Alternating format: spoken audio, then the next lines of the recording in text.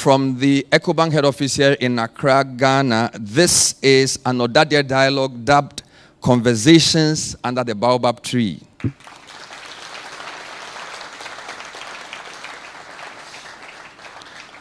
Thank you very much. The Ɔdadeɛ National Dialogue is a thought leadership platform put together by all students of the Presbyterian Boys Secondary School to tackle important national issues. We're here tonight to discuss a holistic approach to agriculture in Ghana, a topic that is situated in a very important time for the nation. We are here before a live audience of students, past students from both Presec and our sister school, Ebri Girls, and friends from other institutions, with the sole aim of bringing out insights from the agri sector.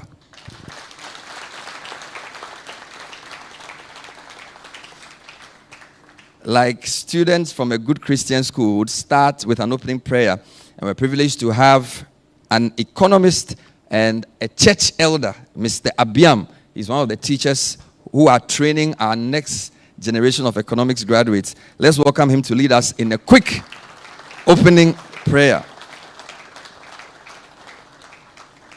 Thank you. Thank you very much. Shall we close our eyes, if possible? We thank you, our Heavenly Father, for this evening. We bless you, we glorify you for the life that you've given unto us. Lord, as we gather here, we pray for your mercies, we pray for your directions. Our prayer is that come and take absolute control over every single activity that we're going to have here, so that in the end we have a cause to say that the Lord we trusted has been with you.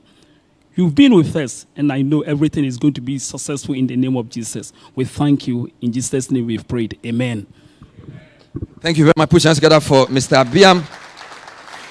He teaches economics. He is a church elder, and he is also an Ɔdadeɛ. We welcome our viewers on ChannelOne television, on Ɔdadeɛ radio, as well as YouTube. Thank you so much for tuning in. Don't forget the hashtag is the Ɔdadeɛ National Dialogue. This program is part of our thought leadership series, which aims to add useful insights to important national discourses. My name is Bernard Avle. I am an Ɔdadeɛ, finished 98, and would like to invite my senior Isaac to lead us in our very exciting school anthem. So let's rise and welcome Isaac. He will conduct from the podium as we sing in parts.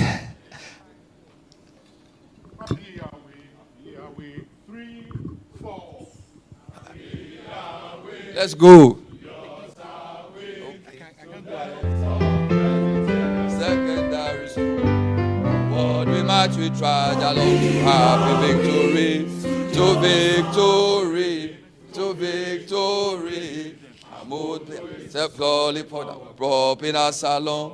Illuminate to low. Be there be much slow man. In thy light, we shall see light. Illuminate to be there be Muslim man. For Christian training, so live and execute our places in the future. For Christian training, a sure solid found. Take our places in the future. Oh, come, join us. Join our happy studios away. Christian training we get a sure solid foundation.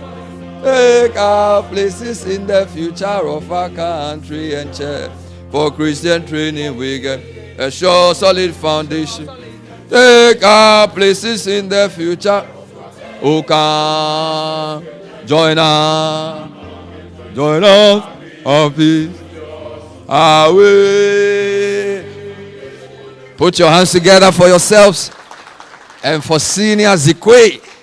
Amazing stuff. And we like it when it's sung without instruments, so we know whether the song is being shared or not. This is great. If you just tune in, this is the Ɔdadeɛ National Dialogue on a holistic approach to agriculture in Ghana. The context for this is that we are in the 6.5 months of a new government, and new policies are being formulated. Only a couple of days ago, a big national agribusiness dialogue was held, and a number of things are still happening within the agri and agribusiness sector. So it is quite opportune for the old students of Presec to put together and curate this conversation on a holistic approach to agric. Before I bring up my senior Samado to give us some introductory thoughts, I'd like to quickly mention that we have our main speaker in the house, Ɔdadeɛ James Boateng. Let's acknowledge him with a round of applause. And I'll introduce him properly later, but he's Ɔdadeɛ 1978. Thank you so much, sir, for being here. Now, we're doing a small competition. Apart from the students, the year group with the most people, you will win a prize. And that prize is that you will donate to the next event. And so, can I see the 78 people who are here today, please?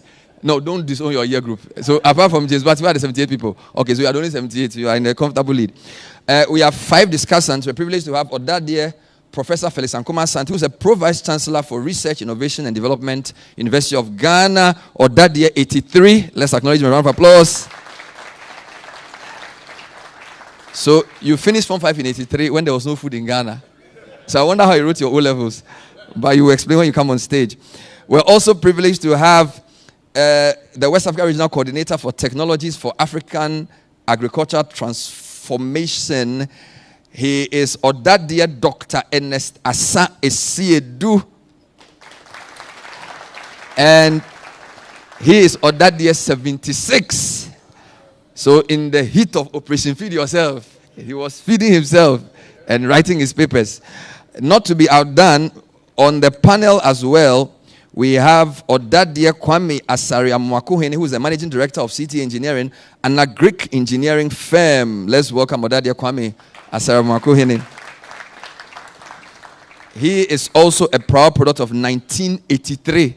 So Prof was his mate. I believe they were classmates in school. Of course, we still have a Director of Operations of Agromite, a policy person, also as an agric economist, and a farmer, Ɔdadeɛ Dr. Henry Enim Somoa, Ɔdadeɛ 84. Wow. The 80s are in a comfortable lead. And we can't do anything as pre-seconds without our female friends on the hill.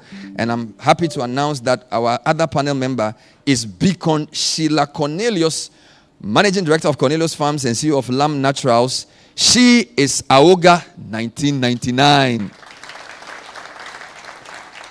Wonderful. So the format will be a brief presentation by our main speaker, followed by quick comments from the discussant before our panel. We're hoping that those of you gathered here and those of you watching us on TV will also contribute to the discussion as we delve into this very important topic of a holistic approach to agriculture. I'd like to invite to bring us opening remarks and also give some further context to the Ɔdadeɛ conversations, former North America lead for the Presec Old Boys, Senior Sam Adu. Please welcome Senior Adu.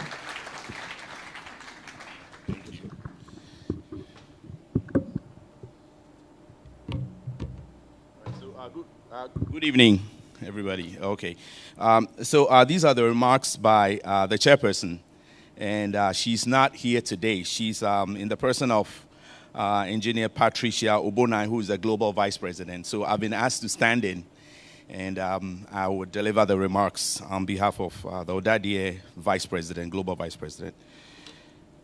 We expected the Minister of Agriculture here, so it's Honorable Minister of Agriculture, members of the clergy, honorable members of parliament, distinguished Ɔdadeɛs, ladies and gentlemen. For the second time in 2 years, Presec Old Boys come into homes of Ghanaians to engage in a national conversation on a critical topic, a holistic approach to agriculture. Our Baobab Tree lectures seek to offer practical solutions to the challenges hindering our country's progress. Our founders envisioned that the products of this great school will lead such a mission. We are not to remain indifferent to the problems confronting Ghana. On the contrary, we are expected to draw on the deep knowledge within our fraternity and through collaboration with others, help move our nation forward. Knowledge is indeed power, but it remains abstract potential until it is applied towards improving the standards of living of our people. The lines of our anthem sum it up perfectly: to take our places in the future of our country and church. Tonight marks the beginning of yet another important conversation, one that must continue in our homes, boardrooms, and institutions. Agriculture is a game changer.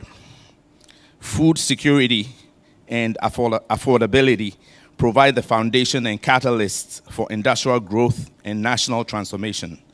This conversation under the Baobab tree will clearly highlight where we veered off track and what we must do in the short and medium term to correct our course. It is possible. The Ɔdadeɛ spirit of optimism is the mindset we all need to piece together what is broken and chart a path forward.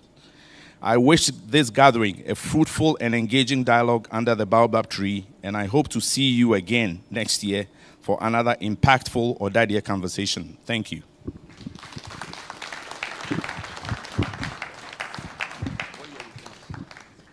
So far, there's 76 people in a comfortable lead. Let's put an answer for that. There's some Ado. The roll call is still on. This is Conversations at the Baobab Tree. Those of you are wondering why the Baobab Tree, our original school site is at Odumase Krobo. And if you go, there's a massive Baobab tree. And the Baobab is one of the super fruit trees where you have a huge trunk which stores water, feeds people. It has the root system as its branch system. It's a very magnificent tree. And of course, we know that knowledge is like a Baobab tree. So when we gather in the Presec yard, we are sitting to take knowledge in from that massive tree. I'd like to quickly introduce or acknowledge some special guests. There's a tall list. I'll break it up. I'll do the first batch now. And then as the program proceeds, we'll get to know more of them. I'm very elated to say to you that we have celebrated surgeon, an accomplished poet, Professor Ladewo Sonu, here with us. Let's acknowledge him. He is part of the 55-year group.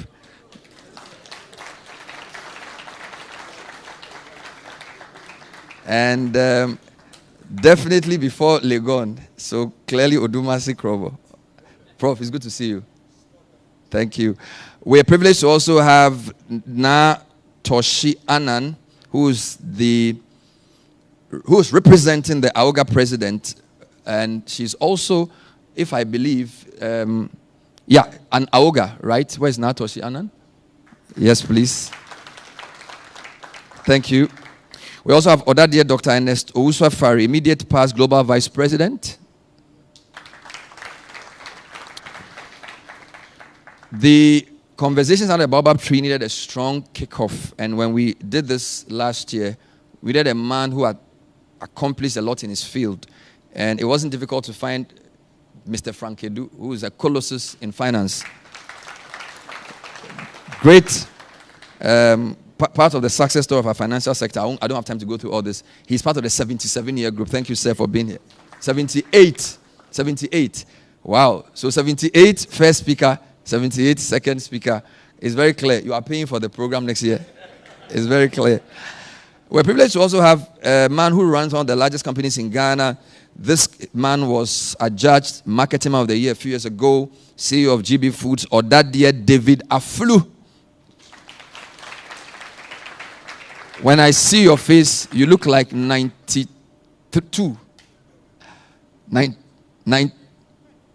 1990, Form 5. So you did A-level 92.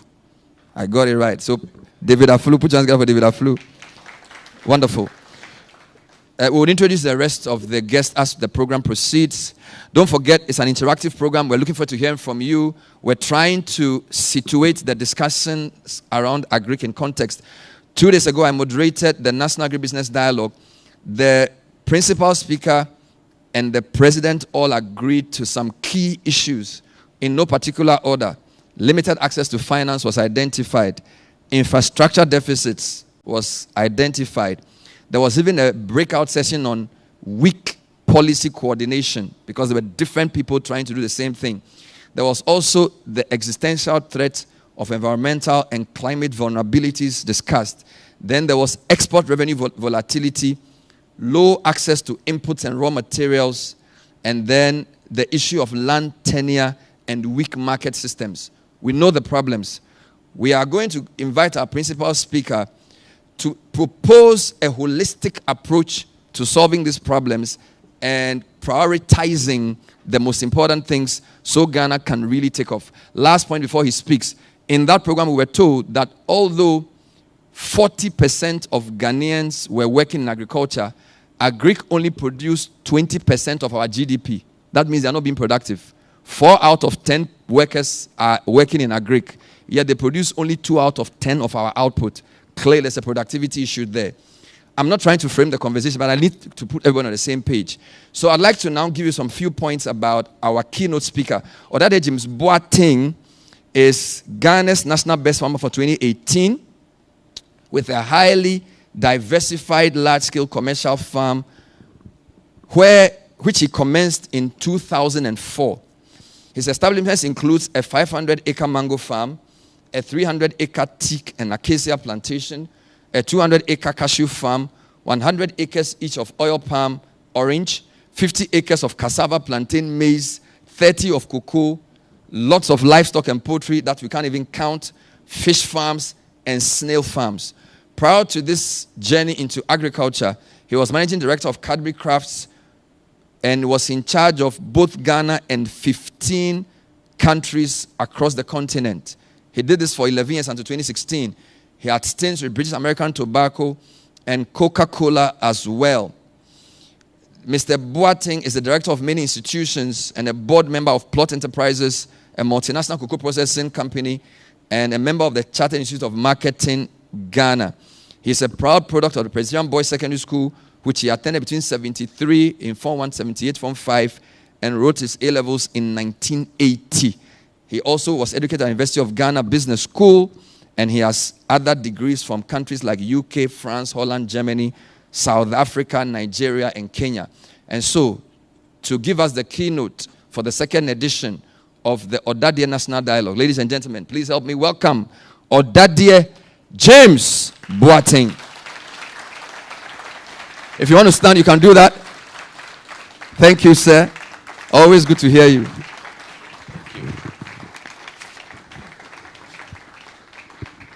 Thank you very much. Please sit down.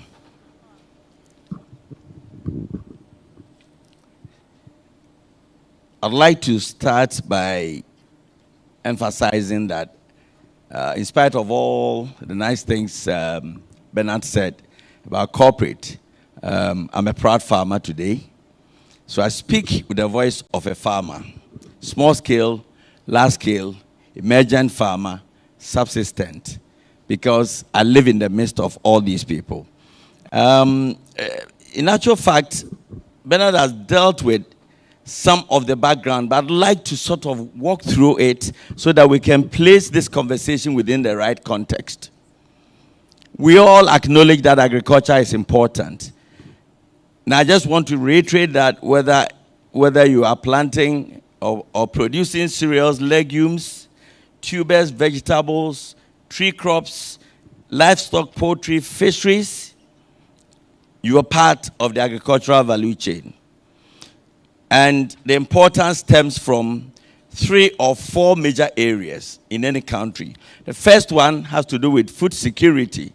It is basically through agriculture that we have food available and accessible, and we have stable supplies of food.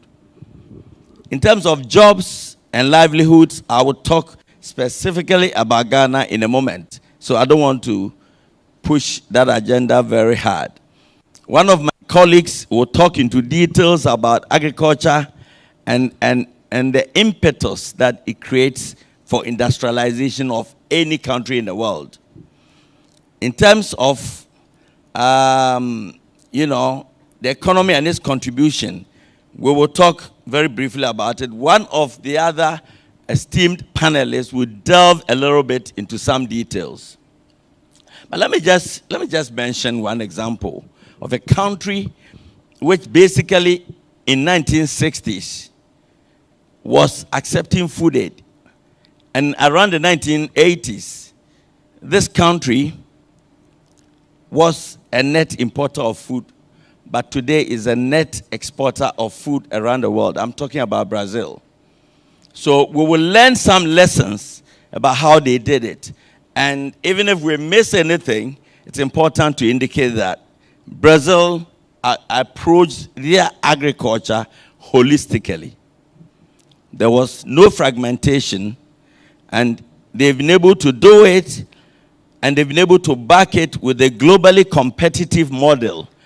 Somebody even indicated that around the world they are the biggest food exporters today. Okay? So this sector is extremely very important. Let's quickly come down to the Ghana situation. And I would say that it's not all doom. In this country, we have around 90% farmers being small scale. It is an opportunity. It is also an issue. But I'll leave it for the experts to delve in. The 90% small scale farmers produce about 80% of the food we eat and export in this country. So you cannot do away with them. However, the World Food Program, and I choose to pick their data, they say around 1 million Ghanaians are not food secure, which means that we cannot guarantee that every Ghanaian can wake up, live throughout the year, and have enough food at his or her disposal. And to make it worse, around the same million of children under 5 are said to be malnourished. If we continue, we would want to ask why this situation. This has happened because of erratic weather patterns. And so I'm sure when we begin to talk about the solutions and proposed solutions, we will look at how we can deal with this issue. Inflation. A lot of times you hear of consumer inflation.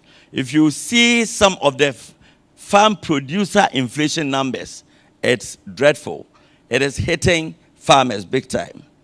Sometimes it is simply the disjoint between policy and implementation and the expected outcomes, the things we want to see. And sometimes it is simply has to do with a change of government. The policy may be there, it may be the same, but governments change and they want to do things in a different way. All of this impacts our food security. Now, let's move on to the second point, which I indicated underpins the importance of agriculture. And that point has to do with our economy. Whether the size of our exports is $27 billion or whether it is $25 billion really doesn't matter. The important thing to note is that agriculture contributes only $3 billion of whatever we export. And that includes cocoa. If you strip the numbers of cocoa, which does about $2.5 billion, you are looking roughly at the other crops in exports of just about 0.4 of a million, $400,000 only. Now, let me throw in a little bit of contrast. La Côte d'Ivoire, which is pretty comparative to us, to be honest, in terms of arable land, population and everything, La Côte d'Ivoire is bigger than Ghana. We have much more streams we can tap into for irrigation. But this is what they are doing. La Côte d'Ivoire has an export revenue of about $8 billion every year coming into their economy. And it is fixing their balance of trade. $8 billion. Cocoa alone is contributing $6 billion, twice what we get in total from all of our agriculture. In terms of fruits, and I love to talk about mango, because when I left corporate, barely a year later, I sold mangoes and made $1 million. I don't want to talk about it. I've just checked. There's nobody from my village here so I'm sure I'm safe. But I quietly made $1 million by selling mangoes from 100 acres. So who says agriculture is not profitable? I said, wow. Never saw. Of course, I saw much more than that when I was heading corporate. But it wasn't my money. But this was my money. So, whereas La Côte d'Ivoire sells up to $1 billion of mangoes every year, Ghana sells just around $60 million. Don't get me wrong. So we have I see some of these gaps as opportunities. All right? Let's go on. And I'm saying that the agribusiness opportunities are global. Again, I'd like to stress and emphasize, I don't want to sound too theoretical, so I want to talk about real figures. The global size of mangoes, for example, is around 70 billion US dollars every year. Cocoa, I'm told, is a little over 30, maybe 40 billion. But you know how much we sell? We export only 60 million. So you can't even check how much we sell. The rest is opportunities. Some of the countries in the typical mango zones, Costa Rica, Peru, Brazil, and all that, are at the mercy of global warming. So they are all hurting. So you have buyers in Europe flocking to Africa. And countries like La Côte d'Ivoire, even Mali, even Burkina Faso are making inroads. But because of some of the issues we have within our agricultural value chain, we are not able to take advantage. If you want to throw in cashew, the global size of the cashew business is quite big. It totals about $10 billion. But we are selling less than $300,000 of cashew, in spite of all the noise you hear from Tree Crops Authority and cashew and all of that. All right? So just sort of putting everything within the right context, let me quickly talk about jobs. We are all aware of youth unemployment. People leave school, they can't get jobs. People are yearning for jobs. Unfortunately, they are not attracted into agriculture. And even when they get attracted into agriculture, they have other intentions, either to steal, cheat, and break your farm, or they just want to be delinquent. Well, we need to find, maybe we need some national mobilization schemes to conscientize the youth. Maybe they need success stories told by people to tell them that you are not a failure if you are into agriculture. But it's a fact that agriculture provides jobs, incomes, and livelihoods. The other sad bit about jobs is that wherever our farms are, we are losing precious labor into Galamsey. So we talk about poisoning our rivers and our streams and all of that. What most people are not talking about is the fact that there's an outflow of labor into Galamsey because they make probably twice what the average farmer can afford to pay. So that's a big issue. So we may want to quickly move on and ask why we are where we are. Let me pause briefly and have some water. Sorry.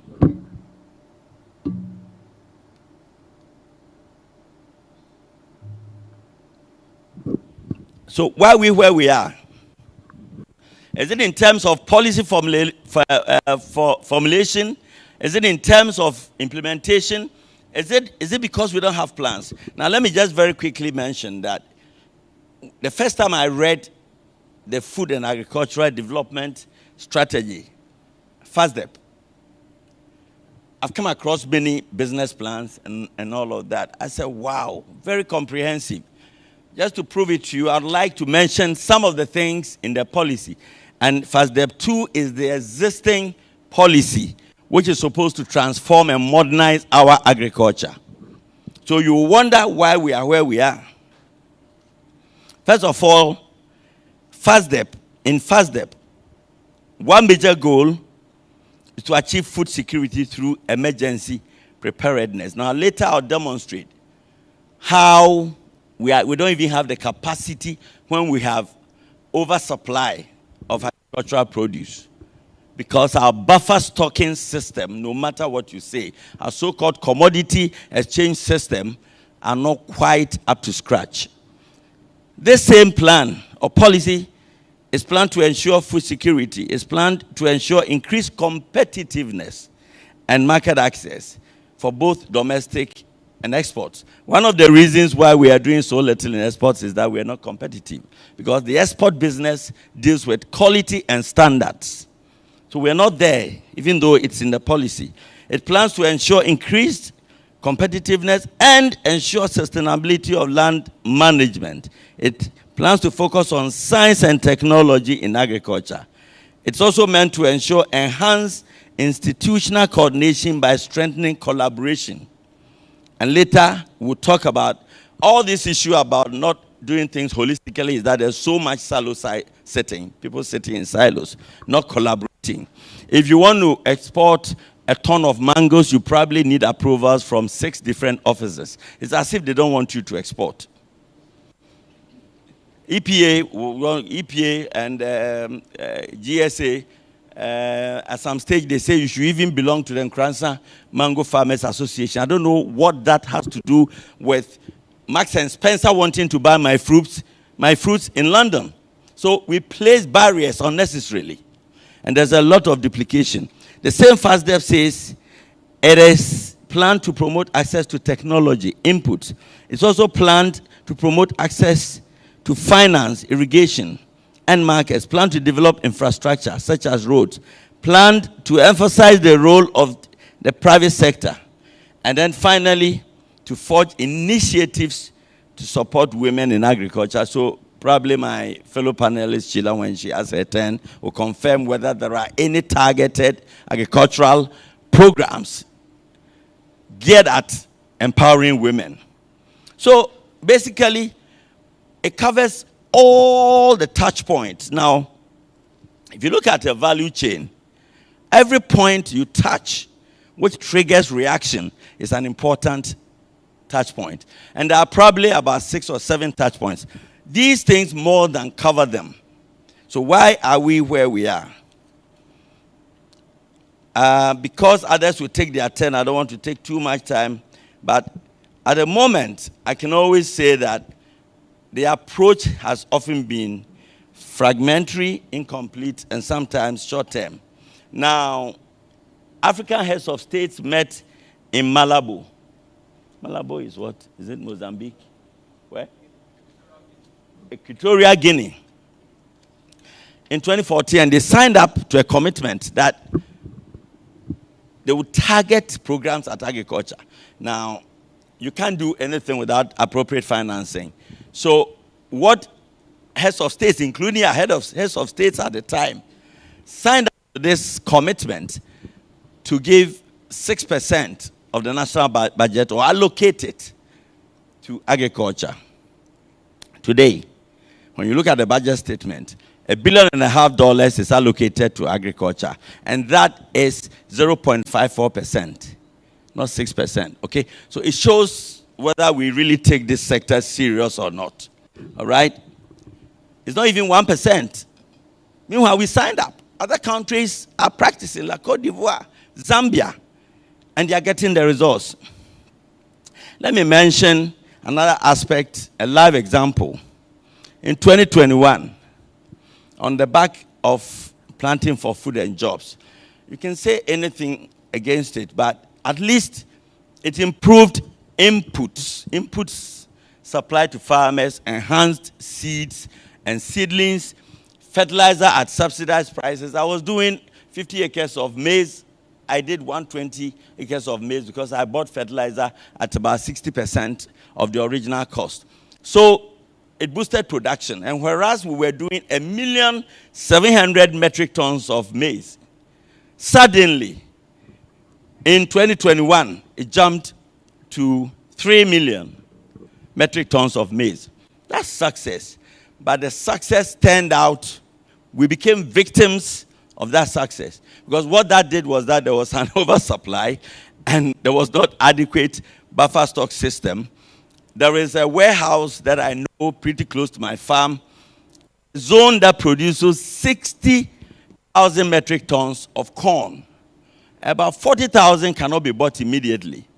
But the warehouse there, I don't want to mention it because this is not a political platform. But that warehouse only can contain 1 metric ton of corn. All right? So you begin to wonder. And nobody sent any corn there anyway. So and when the farmer couldn't sell the corn, I saw farmers abandoning their maize and boarding the last village bus and leaving. Very frustrating. Okay? Now, we in Ghana, statistics shows that we consume a little over 2 million metric tons. So when we produced 3 million metric tons, there was a surplus. We're not ready to take up this surplus. So speculators from La Côte d'Ivoire, Burkina Faso, and Niger came down and bought the corn at very low prices. Then COVID came in, 2020, disrupted agricultural value chains, fertilizer we couldn't get. Then suddenly we said we are looking for maize from Ukraine and all that. Then the Burkinabes and the Nigerians sold the corn back to us at double price. So we imported. This is the sector we are talking about. Now, let me just chip this in that this has not changed. This happened in 2021, it's not changed. I came in from Kransa 2 days ago, and before I left, I tested the market. A bag of corn, which was selling for 1,100 Ghana cedis, 140 kg. I sold it for 500 Ghana cedis because there's a surplus and there's a glut. And nobody has an answer to it. Very soon, poultry farmers will start crying that they cannot get feed. But it's as if we are watching. I sold it so I can say confidently, if anybody wants to deal in corn business and you have a warehouse, that's a bonanza for you. The price has dropped by more than 50% as we speak. And policymakers and other agents are watching. Maybe they will do something a bit about it. 40% of all the mangoes we produce in this country rots. Simple as that. It differs. In some areas, 20%. In some areas, 50%. Simply because the domestic market, Blue Skies, HPW, and others, they are processing just about 30% of the mangoes that are produced. There's a big demand for mangoes. I went to 3 trade fairs in the last 3 years, and I have 12 European buyers who want to buy mangoes. But I'm not able to sell anything, which prompted Marks and Spencer to send 2 of their procurement people to my farm to check whether I have a farm. They came and found a farm and they said, we want to place the order now. How many can you sell? Now, I have to go through certification. I need that. I need to be a member of the Nkransa Mango Farmers Association. I need to, the hurdles, okay? As I speak, I haven't, but God willing, this year, I will export. And already, just to let you know that there are opportunities. It's not a doomed sector. The World Bank, together with TVET, are taking electricity to my farm, and they are on the verge of building a pack house on my farm. So we can mop up. And it's as a result of some of the resilience that some of us have. Okay? So as a consequence of all of this, our exports have become one-legged, if you like. It's mostly gold and oil, and then a few of the other things. So whereas La Côte d'Ivoire is exporting so much, we are not able to export so much. And even when we export agricultural produce, 70% of everything we export, including cocoa, is primary export. Value is not added. So the value, including job creation, is offshore, not here. We need solutions. Now, very briefly, for a minute, Zambia has a holistic system. What they do is that at the beginning of every farming region, like we do in corporate, I worked in Cadbury. What were we selling? We were selling toffees and cups of cocoa chocolate drink. But everything was demand-led. You don't plan and produce what you cannot sell. Simple as that. And if you commit to that, then you better sell. Before I left Cadbury was selling around $100 million of candies. You can't believe it. In West Africa. Candies and cocoa. So it tells a story But Zambia has a model which is all-inclusive. So at the beginning of every year, they bring all the stakeholders to one desk, a room like this, and they keep asking, okay, we have this demand. What can you produce? You guys are farmers, agro dealers. This is the agro input implication. This, that. At the end of the meeting, everybody walks away with one set of numbers. And definitely, when it doesn't happen, they quickly come back to the plan and try and make changes. So when they've identified the demand, they add the strategic volumes to it for food security. Now, let me just move on and try and talk about a few of the suggestions that I have in mind as a farmer.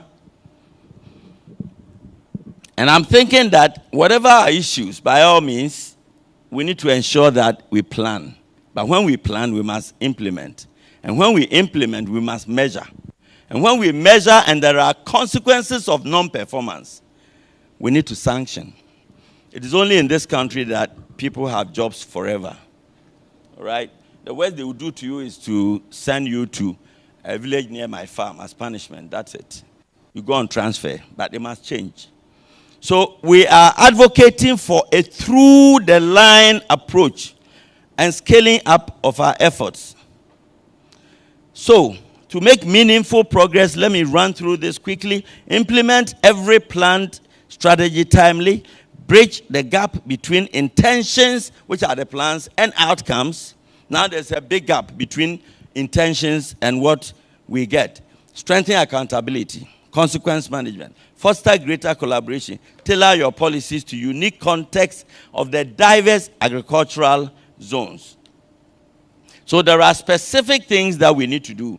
And I just want to talk quickly through them because I'm sure that my colleagues will pick some of these areas and talk about them in detail. So the first one is forecasting and predictive system. Today, if I want to plant corn, I look up towards the east and look at the clouds and see how the clouds are moving to tell me whether it's the right time to plant corn. And often I fail. I plan. We have Meteo.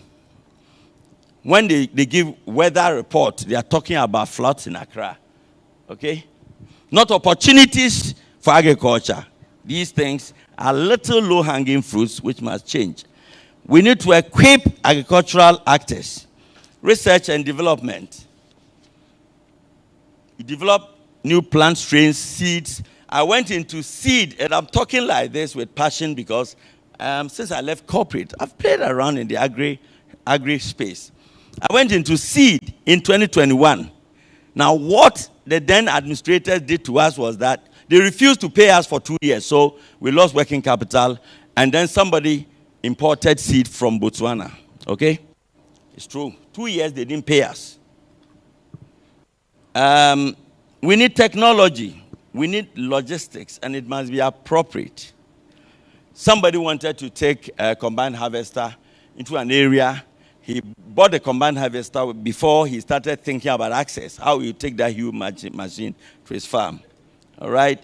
We need to explore. There's a huge market out there, if for nothing at all, for fruits. The global demand, I said, for mangoes only is 70 billion. And we are not even doing 100 million. Infrastructure, we need the roads. We need energy. And then we need the energy to be able to power even irrigation systems, telecommunication and information sharing. We need periodic reviews. Periodic. If you've had a stint in corporate, we don't wait till 12 months before they ask you, did you achieve or you didn't achieve? Every periodic period, I mean, like if it's a month or quarterly, you are reporting and everybody is looking at whether you are in line to achieve the objectives or not. And if not, then we restrategize. We need to bring some of these on board to agriculture. Now, unfortunately, the things that I've mentioned are not options. So you cannot say you don't want to pay attention to technology. You don't want irrigation. If you plant, it's likely to fail because rain-fed agriculture is failing everybody because global warming is real. All right? So, no options. They must all be done except that the emphasis has to differ from one touch point to the other. And whilst we do all this, as I conclude, I said that it is in this part of the world that people get away with non-performance. The philosophy of consequence management must kick in. It must come into our life. If not national life, it must come into the agricultural life. And it simply says that when people perform, reward them. When they perform and get their targets, recognize them. When they exceed, reward them. But when they fail, sanction them. I think a better word for sanction is punish them. All right? On this note, I'd like to say thank you very much to everybody for giving me a listening ear. And I wish our agriculture very well. God bless you. Wow. Wow. Just when it was getting exciting, you just dropped the mic. Ɔdadeɛ James Boateng, round of applause for our keynote speaker.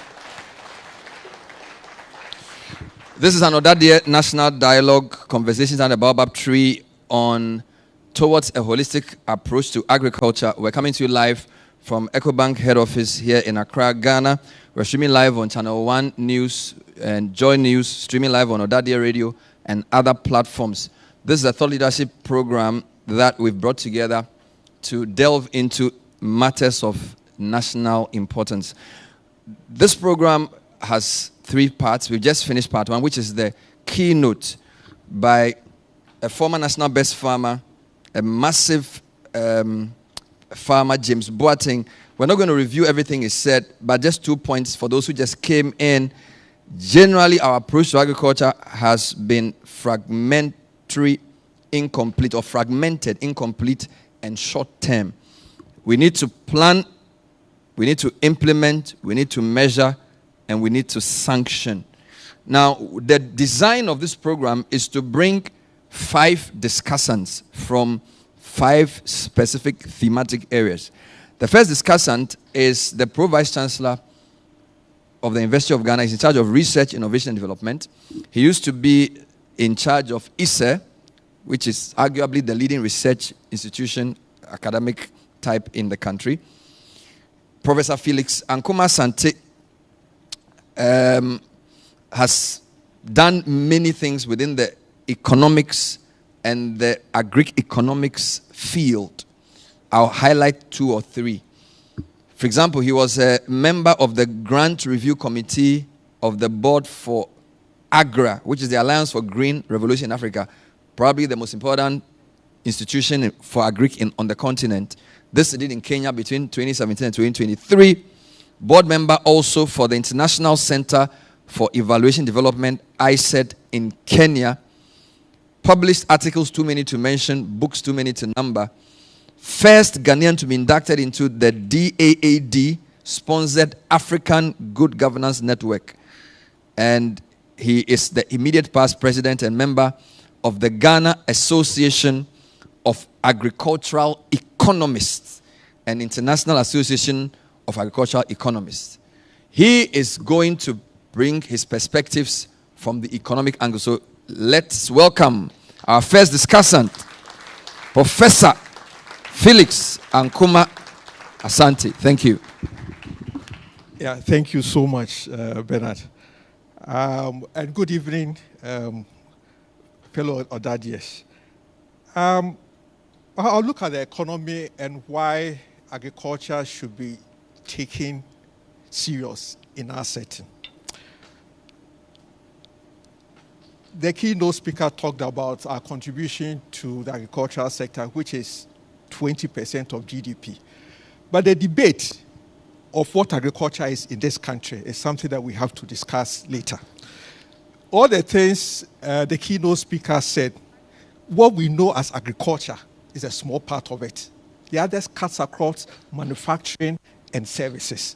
But as a country, we just focus on production and we call it agriculture. We'll come to that that sector very soon. So certainly, agriculture plays a pivotal role in the economic growth. certainly to help reduce poverty and addresses food security issues. So let's take inflation. Inflation, the consumer price index, that basket that contains food items and non-food items. You notice that anytime the food inflation is high, the inflation of the country is high. So in effect, if we're able to reduce the food inflation in the country will go down. And what causes the food inflation? It is the price of the commodities. So Senior Boate talked about glut. So certainly, when there's a glut, we expect that prices will go down, food inflation will go down, and then the inflation of the country will go down. So this is very, very artificial, meaning that the price is not stable. So if you take, for instance, June 2025, inflation is 13.7%. Food inflation is 16.3%. Remember, we are in the harvesting period, so we expect that. Can we manage this throughout the whole year? And that is a question that we need to talk about. When it gets to December, you see the food inflation going so up, and then inflation in the country also goes up. So if, as an agrarian economy, we need to prioritize agriculture, because virtual agriculture drives what our macroeconomic indicators are, which mainly it's inflation, the inflation, which drives interest rates, drives virtually everything. So we can work on food inflation if we take agriculture serious. I would like to look at agriculture, the food systems approach, where we talk about production from the farm to the consumption, which is to the table. We are in a country where, when we talk about the consumption, we don't even talk about the nutritive part. We have a whole Ministry of Health that is supposed to advise on the nutritive value. But agricultural production is not linked to what the Ministry of Health is doing. The nutrition unit or department is under Ministry of Health. So you see one disconnect. So if we are talking about the food systems approach, where we are looking at from the farm to the consumption, where Senior Boats talked about, then there's a problem in the country. The nutritive part is not considered. And we are talking about food security. So a holistic approach in agriculture should encompass all the related sectors in the value chain. And here, I'm talking about sectors that we talk about from the farm to the table. So we are talking about production, processing, transportation, and consumption. Now, the typical agriculture we know in this country is the production. The processing that we are talking about, when you look in our data, it's under manufacturing. When you talk about transport, it's under services. So what is agriculture definition in our country? Where do we want to move in terms of agriculture? Until we help address this challenge, we will continue having the problem that agriculture is not performing. Agriculture is the only sector in the economy that touches on everything in this country. Agriculture touches on energy, agriculture touches on health, agriculture, you touch on transportation, you touch on everything. But we are in a country where we have a Ministry for Agriculture that is disconnected from the other 15, 16 ministries. Now the issue is how do they speak together? And that is a challenge. If we want to make a headway in agriculture, and I strongly believe that agriculture should drive the economy. And if agriculture should drive the economy, then we have to redefine what we want. What are our priorities? Do we want our production to come to our tables in the home? Do we want the production to feed exports? Do we want the production to do what? And this is a discussion that we should have as a country in the area of policy. If not, the 80% smallholder farmers who are operating on the average 2 hectares, they are the people feeding us. If we're able to convince all those farmers that don't go into maize farming, that means we are going to stay without food. And that is the type of country that we are in. Cocoa is being produced by individual household decision. If cocoa farmers decide to sell all their cocoa for galamsey and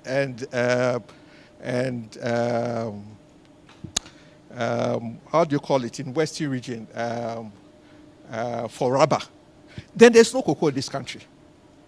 We are in a country where the decision to farm is an individual decision. State has nothing to do with it. Do we want to go in that direction? And it's something that we need to also talk about. So this underscores the critical need for investment in agricultural research, infrastructure, extension services to unlock the sector's transformative potential. In 2002, we had one extension officer to 1,500 farmers. In 2022-2023, we have one extension officer to almost 3,000 farmers. And the typical role of an extension agent is supposed to link the farmer, right, to what policy is doing. A typical extension agent is like an advisor to that subsistence farmer. So if we have this type of data and this type of information, then we have a very, very, very, very big problem. Agricultural productivity, if we gauge it by land productivity, we will notice that our production is far, far below, less than half what is being produced in India and East Asia. We have the technology, we have the research output, we have the men and women who can transform this. So the question is, why are we not doing it? When you come to the universities, you come to a West African Center for Crop Improvement, we have all sorts of breeds of tomatoes, maize, and why is it that we are not able to move it into the system? Why is it that farmers are not able to use it? And these are issues that if we want to address agriculture holistically, we need to rethink and also look at that. Look at public investment. Do we invest in agriculture? Now, if you're looking at agriculture from the farm to the table, there's transport, so there's road. I haven't heard any road construction being done or planned to be done because of agriculture. Okay. Public investment in agriculture is virtually zero. Okay. We want to see a case where we decide that we are doing public investment, agriculture is a priority, and we look at the value chain. We look at public investment into processing, public investment into the transportation sector, public investment into the consumption. Virtually, there's no standards in this country. We just eat whatever we want. So how can we export? We go to the farm, you see the base, depending on your purchasing power, you get a value. If there are molds and you don't have money, they will sell it to you. If you are inquisitive like me and you complain, it means you are not going to buy it. We don't have any standards. But virtually, agriculture is what is driving the nation. So, colleagues, I'll pause here with some of these key important comments on how agriculture influences the economy. And I'm hoping that when it gets to discussions, we'll try and find solutions to some of these issues. Thank you very much. Thank you very much, Ɔdadeɛ, Professor Felix Ankuma Sante, an agricultural economist, highlighting productivity, public investment, standard, etc. Our next speaker is a scientist and a researcher, Ɔdadeɛ, Dr. Ernest Esasi. I'll do a couple of quick comments about him. West Africa Regional Coordinator, Technologies for African Agricultural Transformation, TAT, and also IITA. And he is a scientist, BSc in Crop Science, UG, MSc Seed Science, Mississippi, PhD Seed Physiology, Aberdeen, CSIR. Just said, the guy is just too much. Chief Research Scientist, he's done the whole shebang. He's going to bring us perspectives from a researcher's point of view when it comes to a holistic approach. So we have heard the farmer, FMCG guy. We've heard the agri-economist. Now we're going to hear the crop scientist and researcher bring his thoughts to bear on how to tie everything together. Let's welcome Dr. Ernest Asiedu with a round of applause.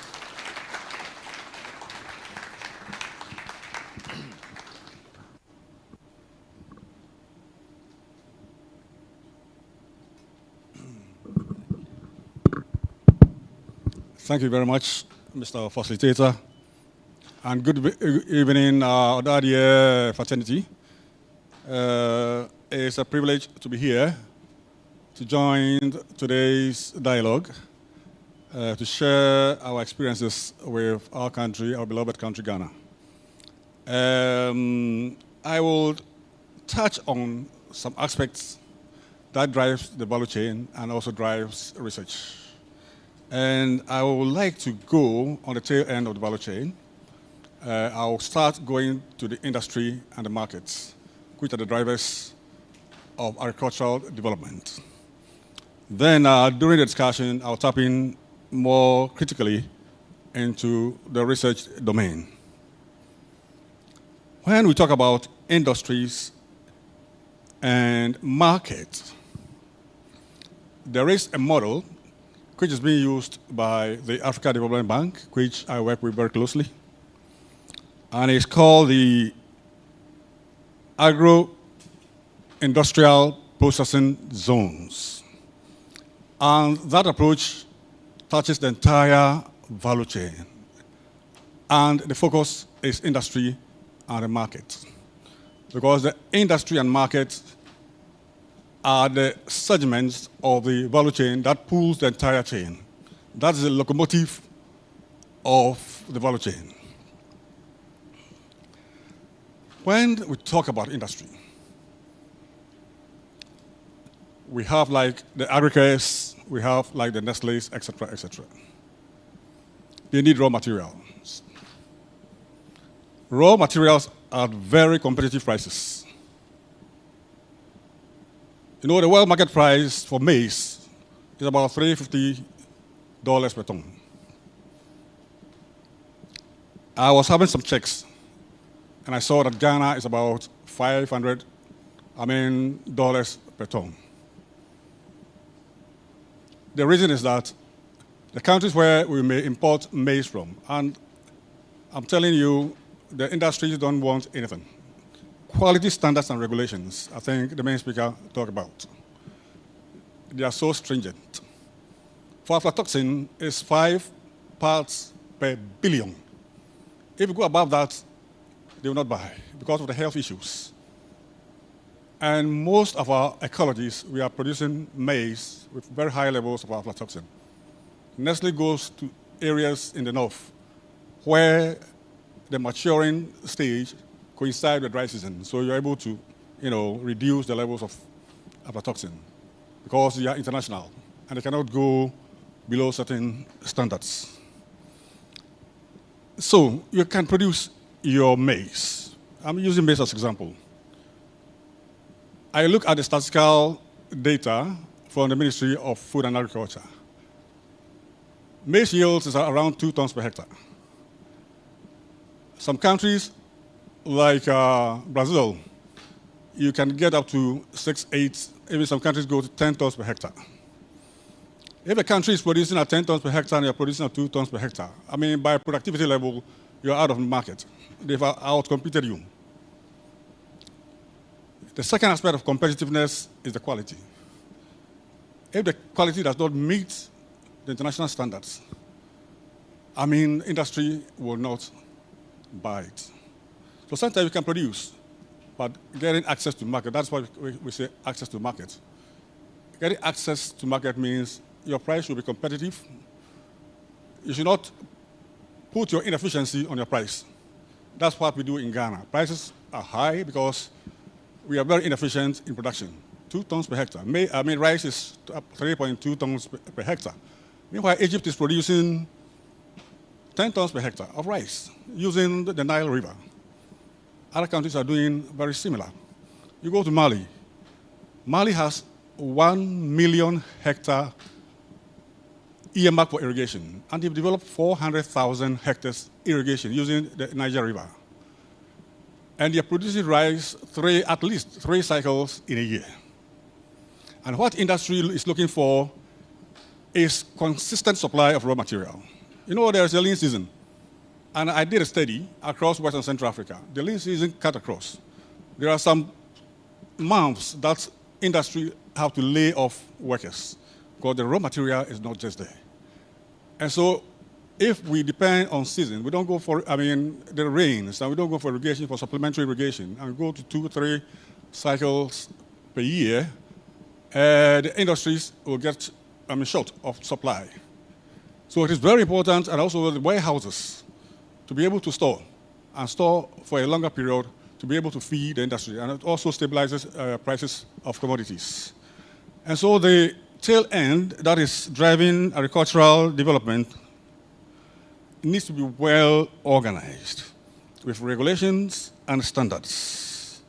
And that pulls the entire value chain. So, cocoa, I think the speaker talked about cocoa in Cote d'Ivoire. And when the tree crops development project was launched, I gave them advice. Please organize the learning visit to Cote d'Ivoire. Next door. Cote d'Ivoire is so well developed in tree crops, plantation crops. You are driving through miles and miles and miles and miles of plantations.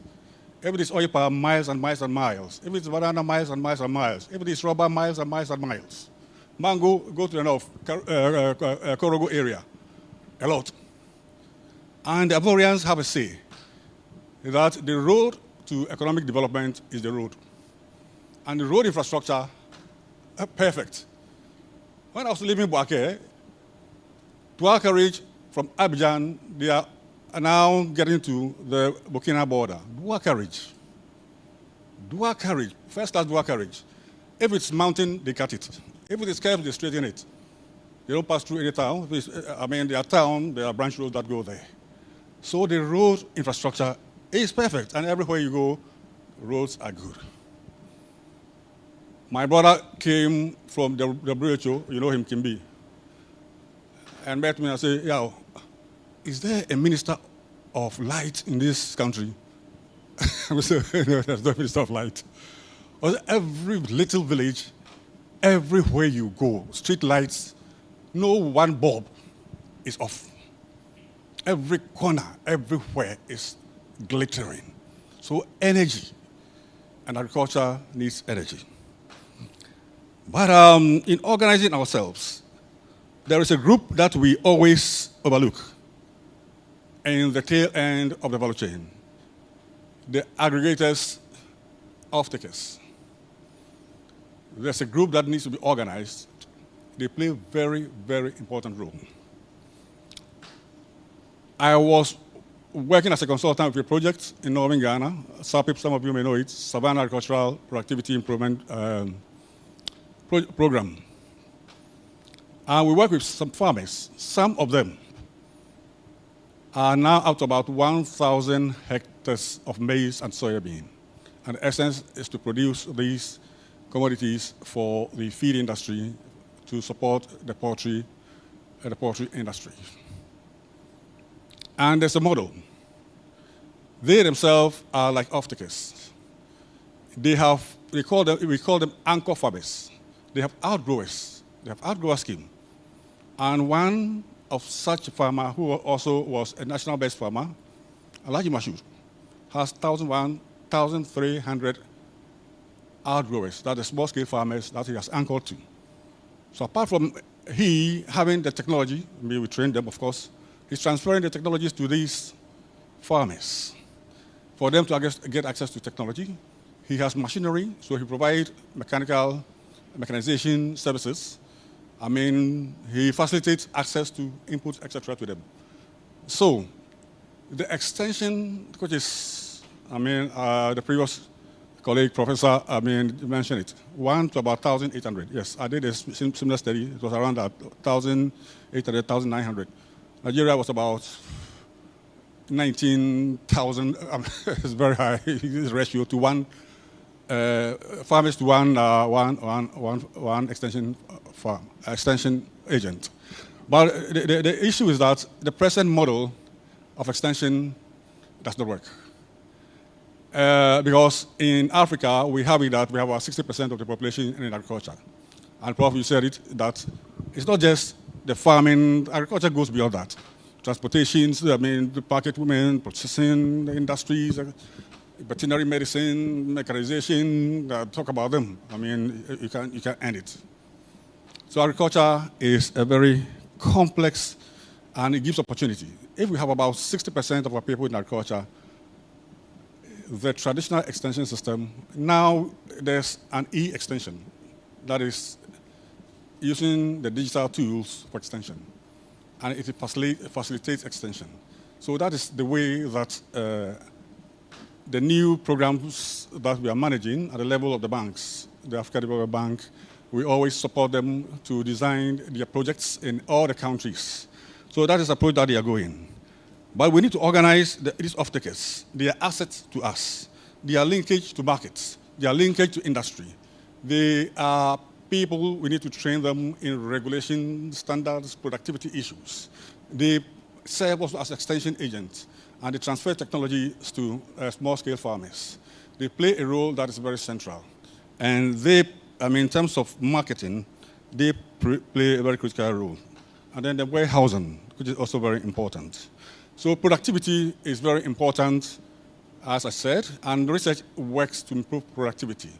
If we can double maize yield from 2 tons to 4 tons per hectare, and rise from 3.2 tons to even to 5 tons per hectare, then some work that I did for ECOWAS, if the region reaches 4.0 tons per hectare, now the entire region of ECOWAS is around 2 tons per hectare. If we go 4 tons per hectare, we have reached a self-sufficiency level.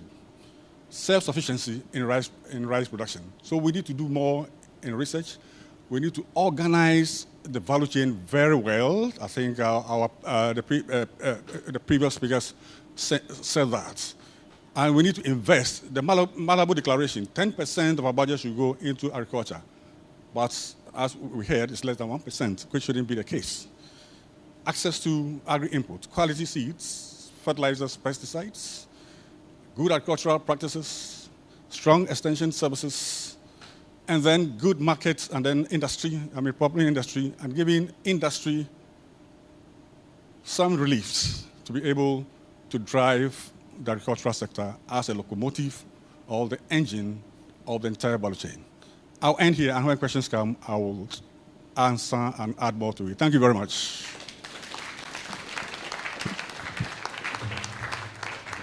Thank you very much indeed. This is the Ɔdadeɛ Conversations on Agriculture. Put your hands together for our third speaker, who happens to be our second discussant. We're still trying to have a holistic approach. The thing about holistic is that there are many sides. And so we've heard from the agri-economist, now we heard from the crop scientist. I'm going to invite 3 people. I'm going to give each of them 2.5 minutes. You're just going to bang, bang, bang, right? So, Beacon Sheila Cornelius, you're a farmer and an agri-business person. So just give us a couple of thoughts around what you've heard and also how you see this holistic approach thing. Then I'll also bring in the final 2 discussants. So ladies and gentlemen, let me say 2 things about our next speaker. Ebri Girls is where she attended. She was just one of just 12 students who studied agriculture. All right? So it wasn't a very popular class, but she's persisted. She's now MD of a farm called Cornelius Farms and CEO of Lamb Naturals. So basically, production and value addition is her area. Let's welcome her to bring us some quick thoughts. Bibos Suhai Nyamini Hene. Wonderful. Thank you. Good evening, everyone. I'm honored to be part of this panel to discuss the holistic approach to agriculture in Ghana. I'm Sheila Cornelius. I'm a farmer and I produce mango, vegetables, and rice. And today I'm here to talk about the importance of value addition to our farm produce. Imagine looking at my farm and 40% of my mangoes going rotten. A farmer producing cocoa, and these cocoa beans being sold to Europe. And the same Europeans pay 10 times that amount for chocolate. This is a stark reality.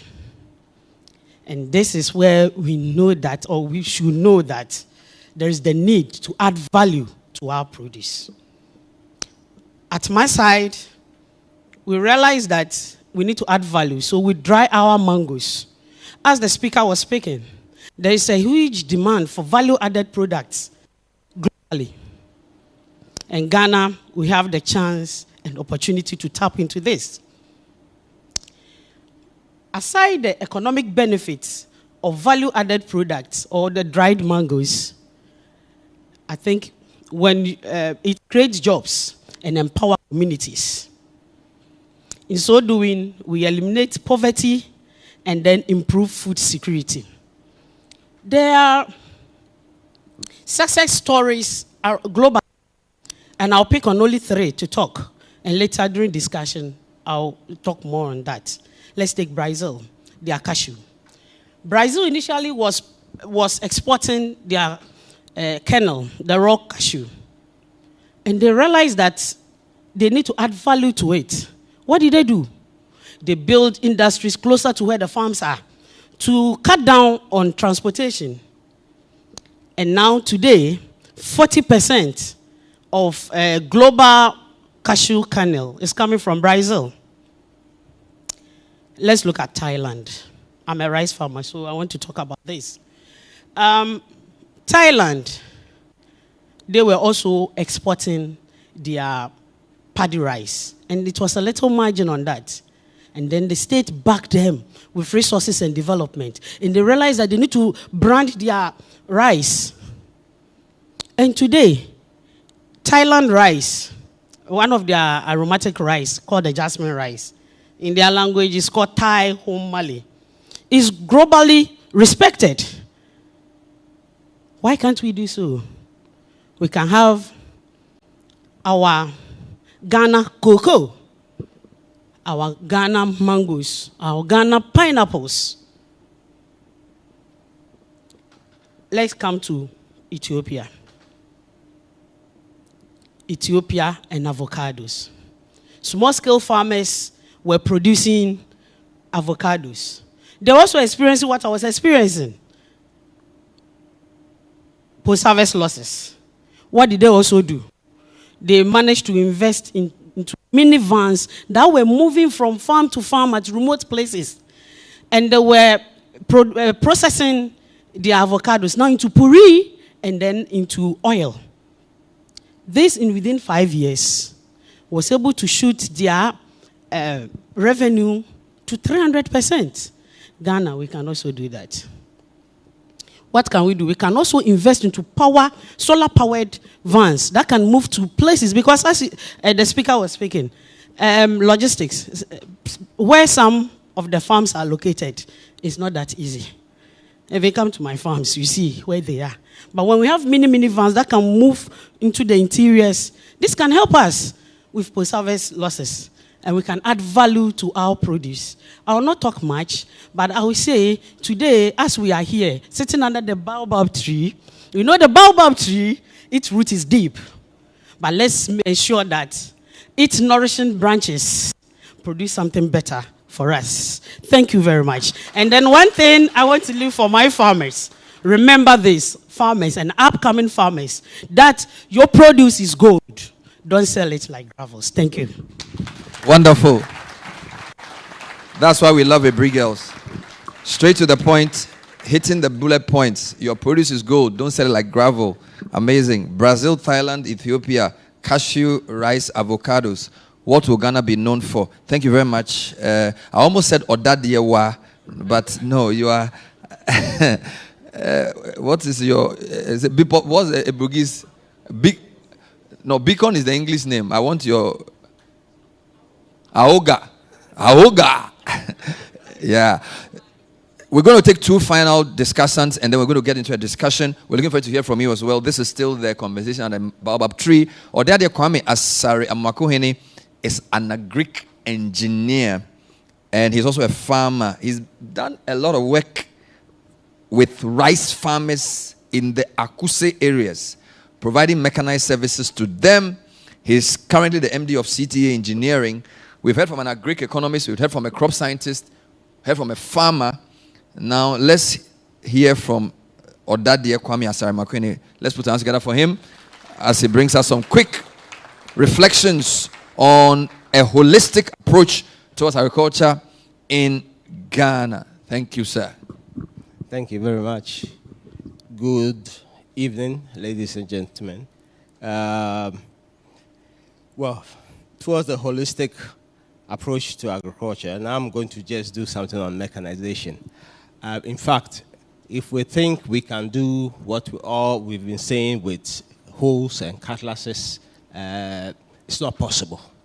we have to find a way that we have to use machines.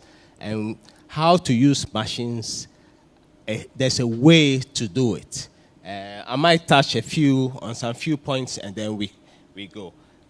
So mechanization. What is mechanization? It's just a process where we are going to use tools, machinery, and equipment in the agri operations. So that's all we need to know about mechanization. But the aim of mechanization is to be productive, efficient, and profitable. That means that you can also have machines, using machines in a way that you are not efficient, you are not productive, profitable. Just like Senior Boat said, somebody bought a combine harvester and he couldn't go to his farm. Because there are ways of doing mechanization. I'll mention them quickly. It's important to have equipment selection. There's a way to select equipment. Somehow in this country, we sometimes get the machinery and go and look for jobs for it. No, you have to identify the job and then look for the machines to do the job. So if that person has done his selection well, who would have seen his roads, sometimes there are bridges that your machine can go over, or there are no bridges. So if you buy a tractor, where are you taking it? Maybe it's better to use a tiller or something like that. So selection of machine is important. Training for operators and mechanics, facilities to do that. And then the most important one is the product support arrangement. Repairs, workshop, facilities, spare parts availability, and things like that. Some of these things are things that we need a mechanization policy to drive it. Because sometimes you have machinery here imported by somebody and things like that. You need to find some spare part, and they tell you that it's not there. And sometimes we get machinery from, I shouldn't mention any country, but countries that are not popular with Ghanaians. So where are you going to get them from? Another important thing which really I want to hammer on is that I'm into procurement, and therefore I get inquiries from fellow farmers to buy certain things for them. And I've been getting, I think I would say, strange requests. And when you go and ask, you'll be surprised. For example, you have somebody who's bought a new tractor, he's working with it, and then he comes and tells you a stick went through his radiator. How did the stick go through your radiator? Or he's working and then his plow disc got broken.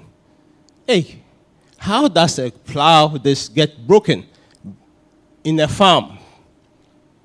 Or I have one that his whole iron beam for a plow, it all got bent. So I went to visit them, and I've seen this happen across a lot of farms. Our land clearing, how we have to clear our lands for farming. And it's something that we all overlook. Maybe even because in Europe and America, they did many years ago, so maybe nobody does it anymore. Land clearing is an issue. And if we don't do it properly, we will have a problem. It's just like, to bring it down to, it's like roads, having roads and your vehicle. You can go and buy a bus, nice bus, train your driver, train everything. But I tell you, if your road is bad, no matter how good your drivers are, your bus will not last.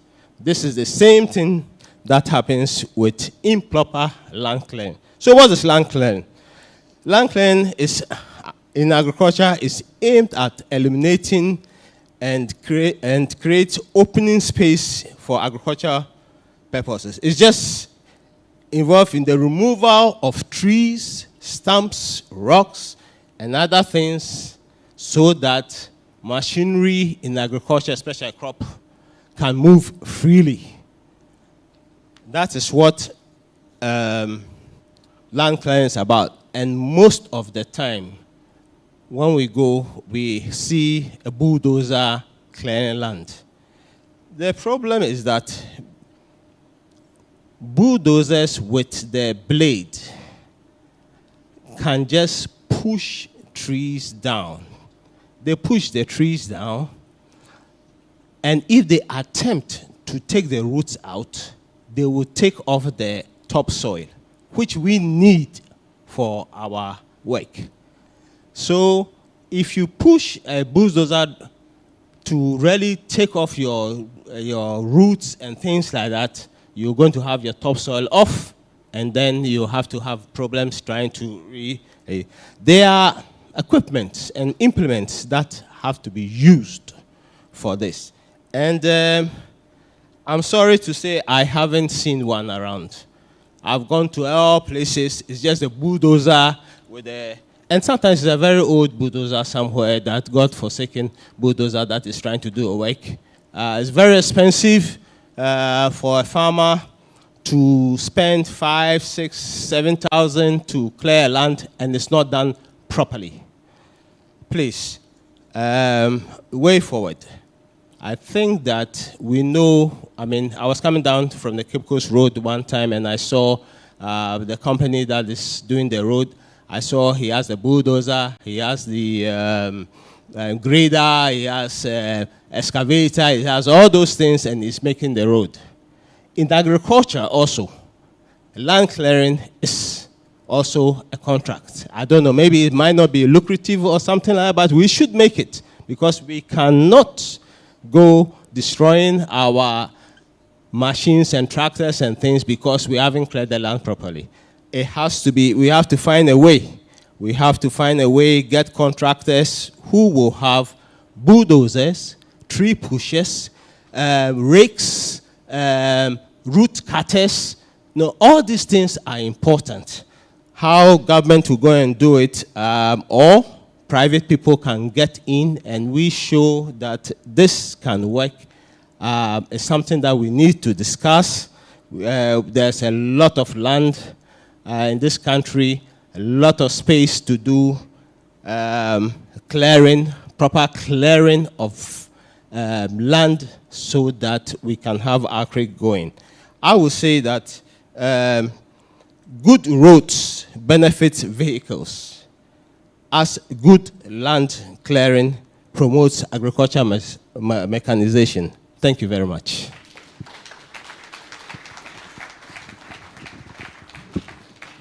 Thank you very much, Ɔdadeɛ from 1983 year group, Kwame Asare-Makwene. And so far, I've made some notes. So essentially what we are hearing is cross-cutting issues. So before I bring my last speaker, it's very easy to see that everybody is concerned about productivity, right? Whether they're talking about yield per hectare, yield per acre, whether it's irrigation, mechanization, productivity is a big question here. So we'll deal with that when we do the panel.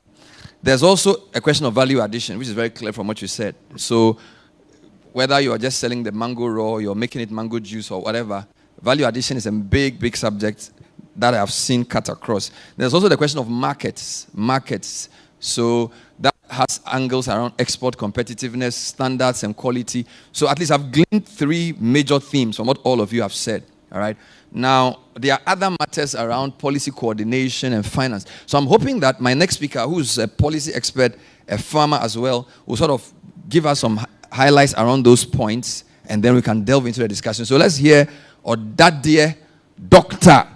Henry Enim Somwa, Director of Operations, Agromite Limited, to bring us his quick thoughts. Thank you. Thank you. And good evening. I don't have time, so I will skip and just hit on 5 issues. Basically, a few countries have used agriculture to transform their economies. We talked about Brazil, we talked about India, we talked about what do they do that Ghana has not done. 5 elements that has shown for over 300 years from the Ottoman Empire that if you do, you can use agriculture to transform your economy. The first and the most important one is coordinated research. Unfortunately, if you look at agriculture development, coordinated research is like the brain of a human being that drives it. In Ghana, our research sits outside the agricultural body.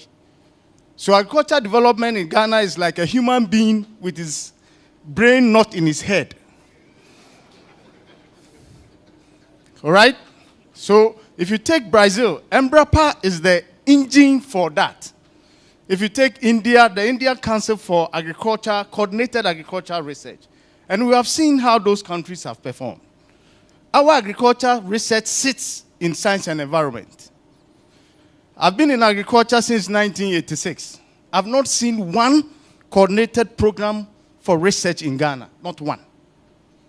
We have the World Bank supporting us. After it went, nothing. So Ghana as a country, we talk about research and our funding is paying the salary of the researcher. You can't use that to drive agriculture transformation. The second thing is credit for agriculture. All these countries from over 300 years, they start financing agriculture with a non-bank financial institution. That is restricted to give credit to a certain group of people for a certain period. We call it differentiated credit. So if we look at the Brazil example, in 1970, they decided to give credit to the settler farmers. They developed 40 million hectares in the Cerrados and settled farmers there. They gave them specific credit for land development for a minimum of 11 years. You pay between 5 and 7% interest. If you take India, it's the same. If we take France, Thailand, she mentioned Thailand, all these countries, even the US in 1930 did a presidential commission and said that commercial banks cannot support our agricultural development. So they came with a FCA, Farmer Credit Authority, and started supporting producer cooperatives to do that. The next thing is how we do extension. Research, finance is what drives extension. If you come and tell me a new technology as a farmer and I can't find money to buy it, what good is it? Recently, Crop Research released 12 varieties of seed for rice seed that they spoke well about it. How do farmers get it? Waki, our own Ɔdadeɛ, Professor Dankwa, has released maize varieties that can give us 7 tons. Senior said 4 tons will make us self-sufficient. You need a minimum of 6 tons per hectare in our current to make money from maize.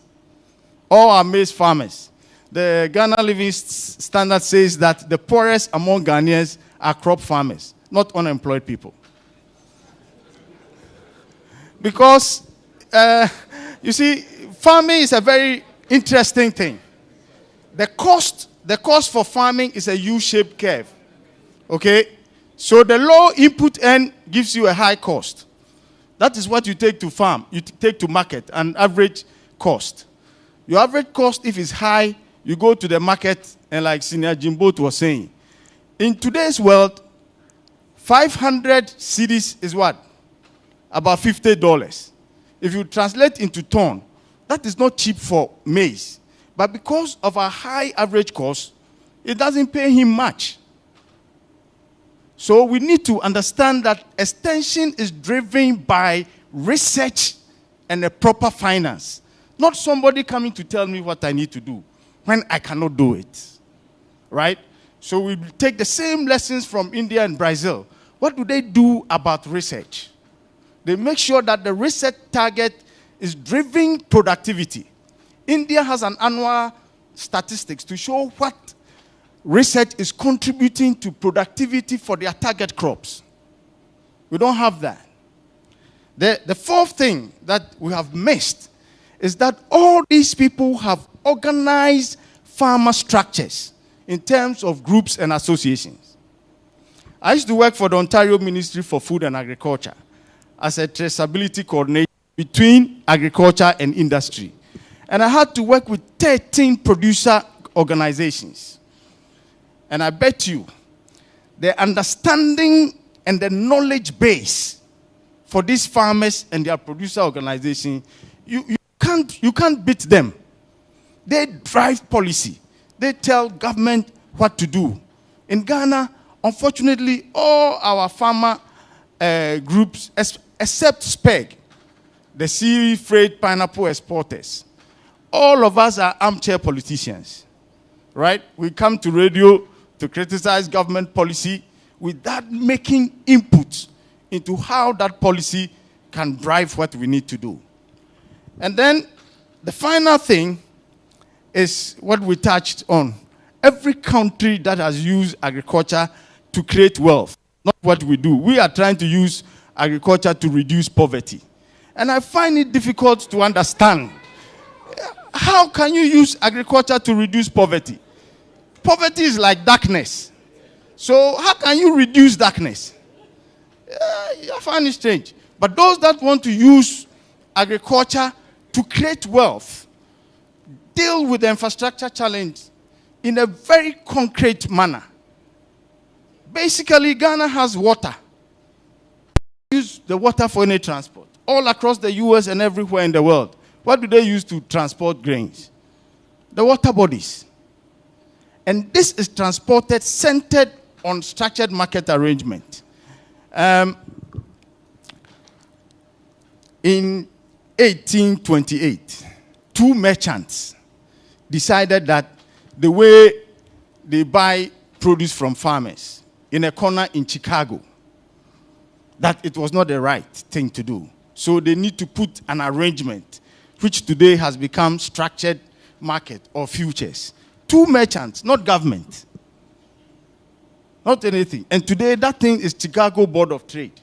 It's the largest trading thing. Why? Basic structures arrangement that let me know that if I have maize and I want to sell it in November, I'll get 100 cedis. But if I want to sell it in January, I'll get 150 cedis. So I engage into a contract and I go to produce. And that is what has driven agriculture transformation. In Ghana, we don't have this. So what's the way forward? I have two proposals. One is that we need to change the environment, or we need to change the fundamentals. And so unfortunately, we cannot present it. But I have a proposal that says we need to enhance capacity of the producers by providing knowledge, information, and technology kits. If I couple that with a structured market arrangement, I become competitive. It doesn't matter the commodity I produce, whether it is oil, whether it is grain, whether it is beef, whether it is duckling. One, I can have capacity to ensure that I can enhance my productivity and get into a structured market arrangement. I'm done. Then the second proposal I have is on how do we make this a business? Because if agriculture stops to become a business, it then becomes subsistence. We know what it means. I grow what I eat.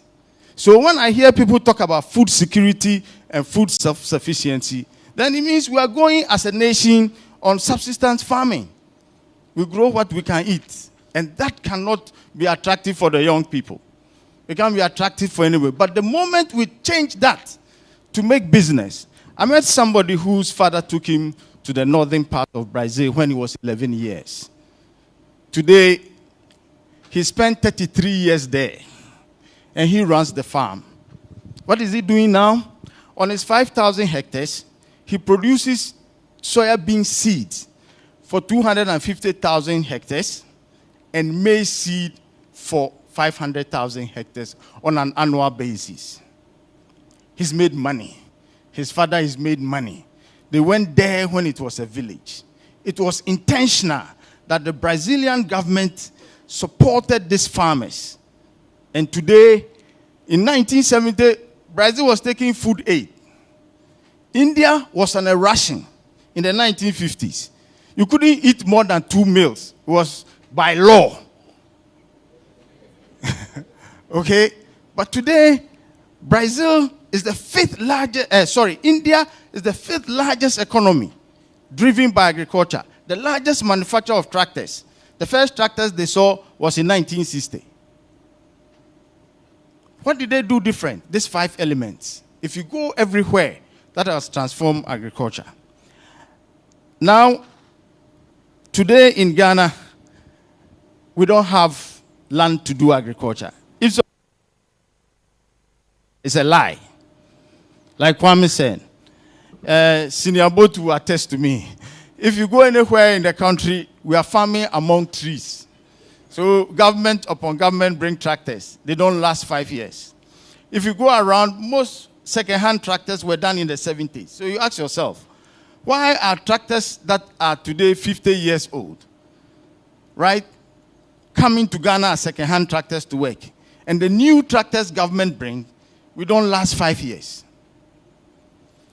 We need an environment that we can take a decisive decision on developing lands for agriculture.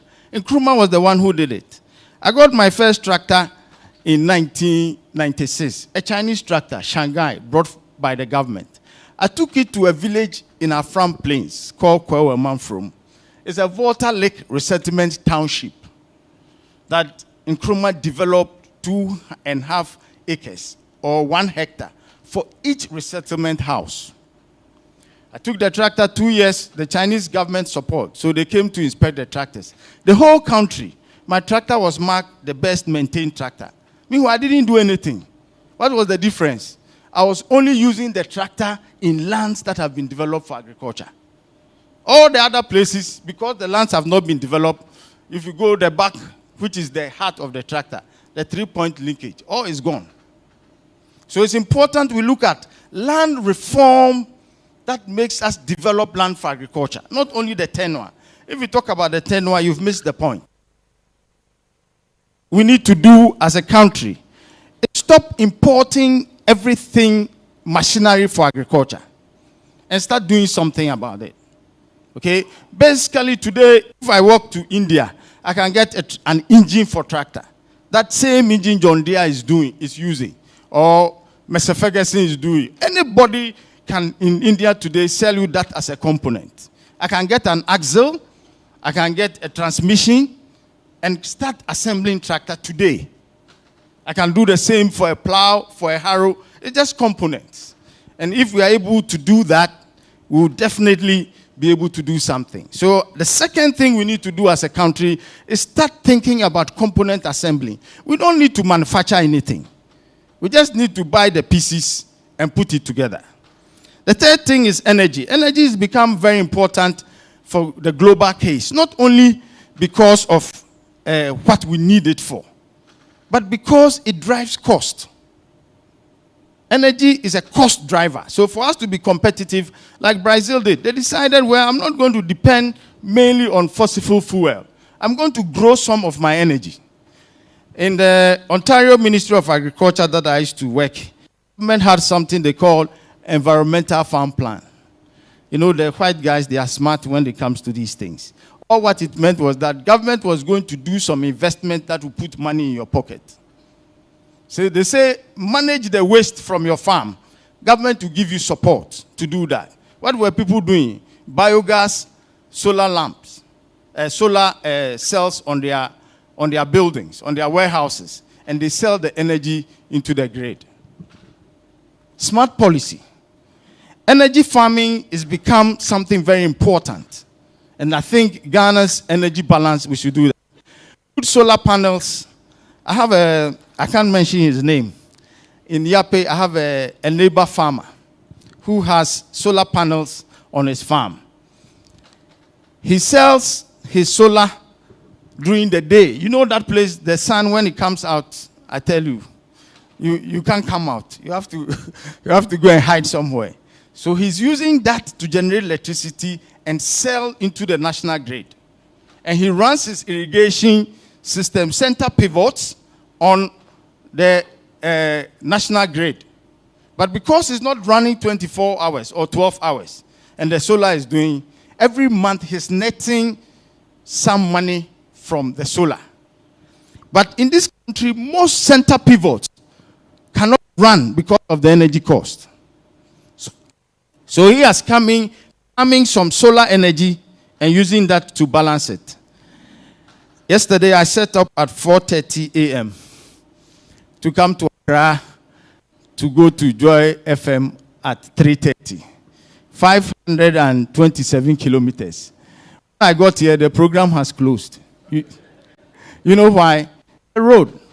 When we got to, they call that place Babatokuma, articulator truck had fallen and crossed the single lane. There was nowhere. Unfortunately, I have a very rugged track. So I had to find my way through people's houses to bypass it before I could come back on the road. It's important as a country we make conscious efforts at our transportation network. The privilege to do a 7-hour drive from Punjab in the northern part of India. I'm a very inquisitive person. So anything I see of interest or I hear of interest, I want to travel and see. So in India, there's a river, the Ganj River, that flows from the Pakistan hills, and they direct this for irrigation all across to Agra. Like if you take Ghana, it's maybe from Paga to Suhum. So I took a drive, 7 hours drive, over almost 1,200 kilometers, 7 hours, 500 kilometers. It took me that. That talks about competitiveness. Transportation is the #1 driver of food inflation in Ghana. Not the food cost itself, but how much it costs us to transport a bag of maize from Tumu. Tumu is one of the areas where you can't find aflatoxin. When I test the maize I grow in Tumu, I've never gone beyond 2 parts per billion. One time, the maize I grow in Ejura, I went as high as 500 parts per billion. You can't use it for anything. But the road network in Tumu is the worst I've seen in my life. Tumu, I tell you. So it's important, if we really want this agri to drive our economy, we should be able to do that. And finally, we need to have public-private accountability for what we say we want to do in agriculture. Why am I saying so? Governments from Nkrumah's time up to today have paid too much lip service to agriculture. Too much lip service. And I think it's time the private sector begins to act and not rely on government. Before I land, let me say the private sector in agriculture today, unfortunately, is not like the private sector in pharmaceuticals or even in radio broadcast. The private sector in agriculture today is very weak. We don't have the muscle to do any meaningful investment. So it's important the private sector takes it to the government, to the public sector, to engage, rather than sit back and criticize what government has been doing. So we need to turn around the corner. We need to, as practitioners in agriculture, we need to turn around the corner and begin to engage government on a more constructive base that we can hold ourselves. I was part of the team that developed the Zambian transformation he talked about, where this public-private accountability is a contract between the producers, the aggregators, transporters, and the government. We call it sector production agreement. And we hold each of us accountable. In Zambia, government says, I want to support with 600 tractors. It says, put it in the agreement. Let us all sign. Once we hold each other accountable, then we can see some drive. Thank you.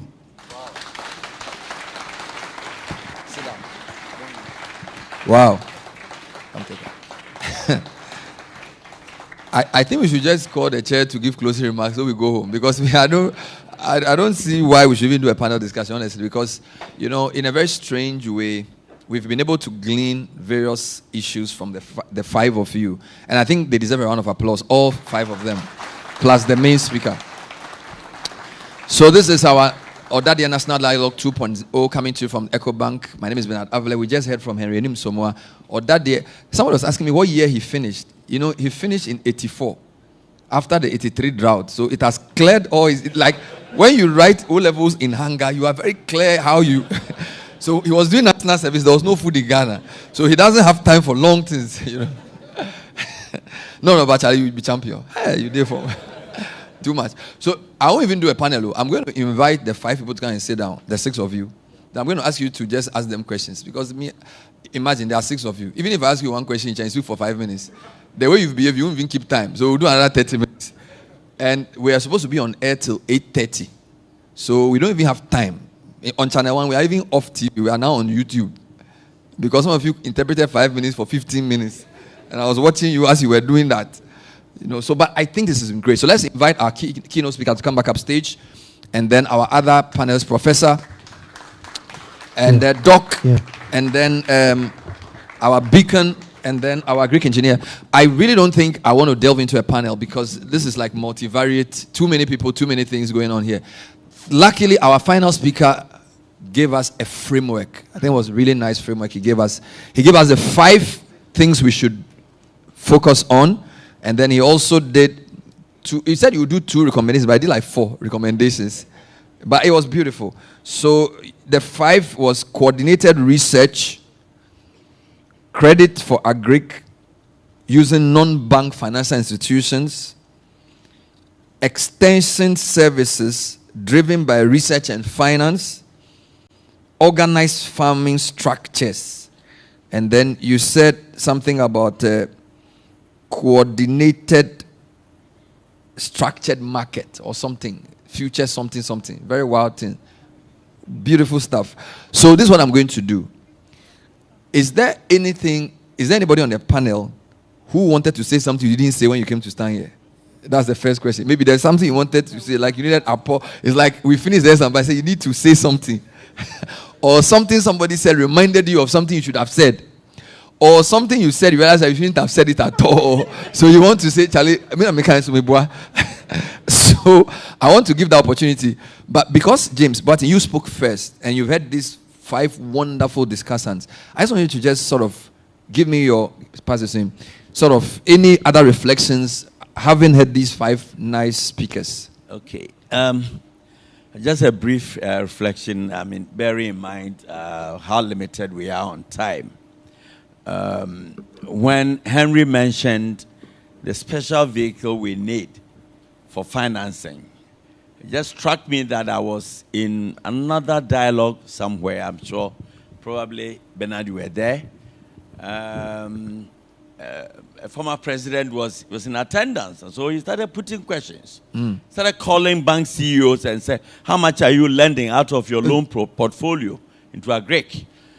And generally, the figure was 3%. So he said, what about hospitality industry? And everybody said 30%. Okay, I mean, it just tells you how nervous banks are generally to go into agricultural credit. And I say this in response to what Henry said, that until we have a special vehicle to deal with agricultural funding and financing, we're going nowhere. Wonderful. Thank you for that. Put your hands together for him. Something else I heard, I wanted a comment on. You said we are like a human being with our brain outside our body. When you said the research for agric is sitting outside, that was quite profound. Because I heard Professor Roger Canton say the exact same thing a month ago at a forum we did, where he says he didn't understand why CSIR should be under the Ministry of Environment. If you are doing research for agric and you are sitting in a different ministry, I think you compared notes, right? I wanted to ask Dr. Asiedu your thoughts on, because he led with research, right? And I thought that was quite profound because he's not a researcher, are you? But he started the discussion on agric from a research angle. What do you have to say about that? Yeah, actually, research really is critical. I mean, if we want to achieve the targets that we have. Yeah. And also the research planning, and then the result monitoring, Yeah. Reviews, and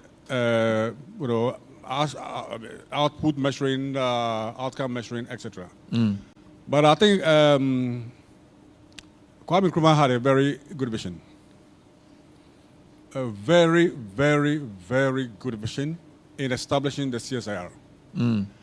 But we have not been able to live to his dream.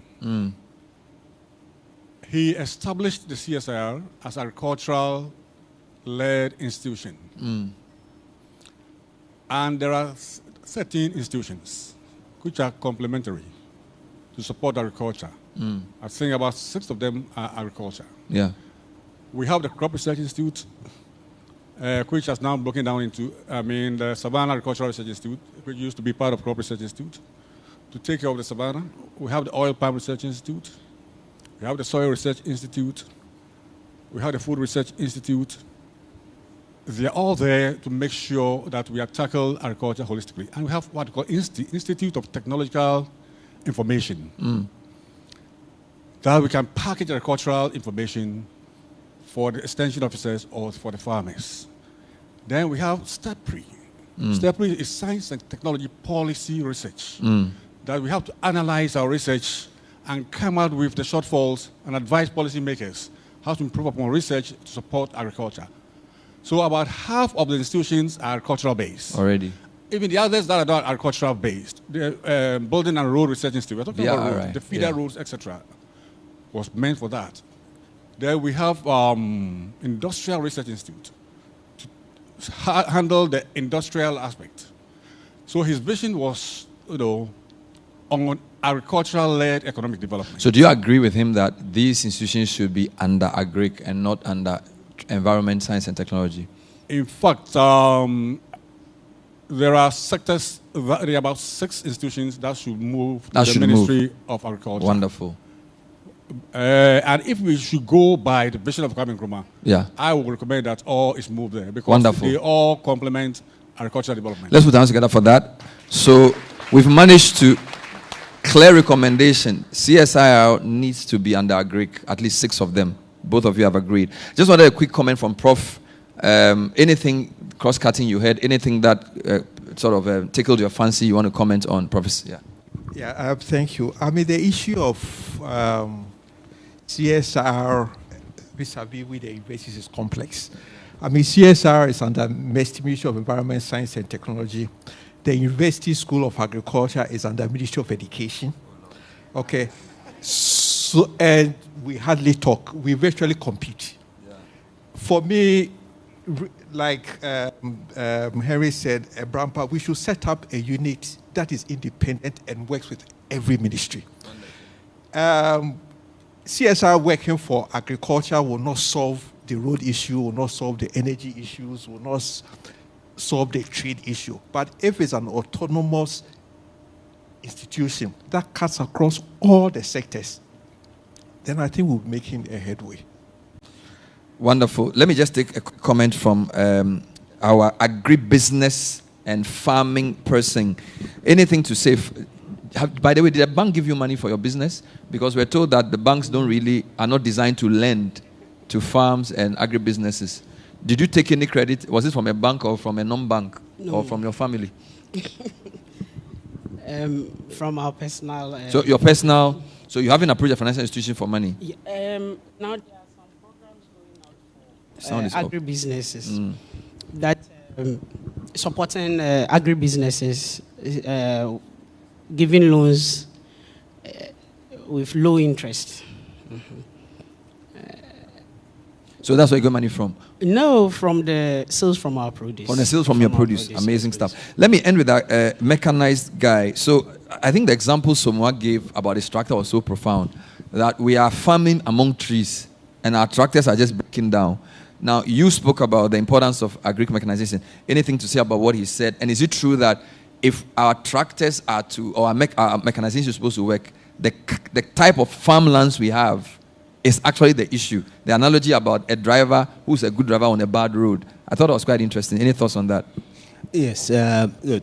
What it means also financially is that if you are able to get a loan to buy a tractor, or you're doing a high purchase and things like that, because of the frequent breakdowns, you will not be able to service your loans. And therefore, they'll come and say, and also one dangerous thing is that when a tractor breaks down during a farming season, agric is in such a way that you can do it next season, and next season might be next year. When you are plowing and it goes off, you cannot it's not like construction where you say, okay, you get if you don't do it within the season, next season, if you try to do it within a season, you lose money too. So we must make sure that our lands are prepared for agricultural use. Wonderful. It's very important. Let me open the floor. There's a question on my mind. Is finance the cause or effect of the kind of agric we have? Is it money we need for agric to get better, or must agric get better before it attracts the right kind of money?